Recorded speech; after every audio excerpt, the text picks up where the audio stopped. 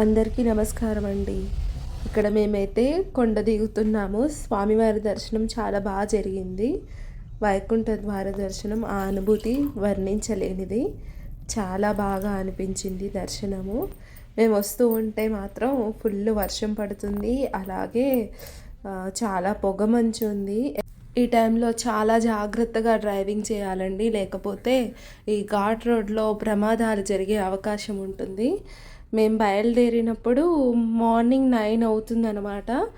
ఆ 9కే పొగమంచు, ఇంకా ఫుల్గా వర్షం చూడండి. అసలు ఎందుకు ప్రతిదీ వీడియోలు తీసి యూట్యూబ్లో పెట్టడము వ్యూస్ కోసమా అంటే నా ఉద్దేశం అది కాదండి. అందరికీ అన్నీ ఆ భగవంతుడే అండి. అలాగే నాకు కూడా అన్నీ ఆయనే అన్నమాట. నా ఫ్యామిలీ మెంబర్స్ తర్వాత అన్నీ కూడా మీరే. అందుకని ఈ వీడియోస్ ద్వారా మీ అందరికీ కొంతైనా దగ్గరవుతానన్న ఉద్దేశంతోనేనండి. కొండపైకి ఎక్కేటప్పుడు ఎంత ఆనందంగా ఉత్సాహంగా స్వామివారిని చూడాలన్న ఆతృతతో ఉంటాము. దిగేటప్పుడు మాత్రం చాలా బాధగా ఉంటుంది, ఏడుపు వస్తుందండి. ఎప్పుడు మళ్ళీ స్వామివారిని చూస్తానా అని. మీకు అంతేనా?